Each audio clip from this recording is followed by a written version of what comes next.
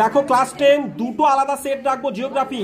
যারা 2026 এক্সাম দিচ্ছ তাদের টেস্ট এক্সাম পেপার দুটো আলাদা আলাদা স্কুলের কোশ্চেন জিওগ্রাফি রাখবো।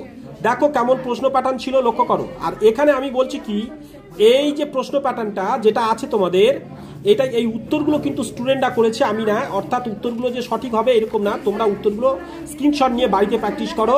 আমি শুধু জাস্ট প্রশ্নটাকে রাখছি।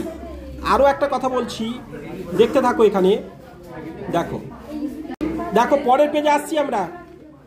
দেখো এইখানে বলছি কি, 2 নম্বরগুলো ভালো করে দেখো। আর এই ম্যাপ আর বড় বড় বড় কোশ্চেন যে 5 নম্বরগুলো এখানে দেখো যেগুলো পড়েছে। আর আমি তো সায়েন্স পর্ব অবশ্যই তোমাদের চ্যানেলে রেখেছি, সব তার মধ্যে ছেলেরা বলছিল ইম্পর্টেন্ট সব পড়েছে। আর দেখে নাও আরও একটা সেট তোমাদের জন্য রাখছি। এইখানে দেখো, এটা জয়নগর ইনস্টিটিউশন ফর গার্লস, তার প্রশ্ন প্যাটার্ন লক্ষ্য করো কেমন ছিল। এগুলো স্ক্রিনশট নাও, নিয়ে নিজেরা প্র্যাকটিস করো। আর যদি মনে করো যে স্যার অন্যান্য কোশ্চেন অবশ্যই চ্যানেলে আছে, লং ভিডিও শর্ট ভিডিও সেকশানে দেখতে থাকো সেখানে দেখো। এবং পরের প্রশ্ন পরের পেজটায় আসছি,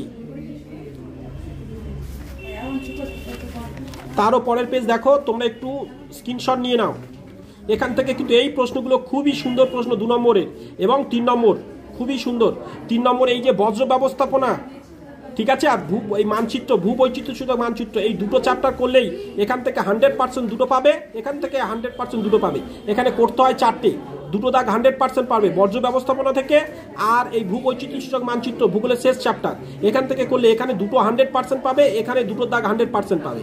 আর বাকি গোটা বই থেকে পড়ে, ফলে এগুলো উল্টো পাল্টা অনেক খাটতে হয়।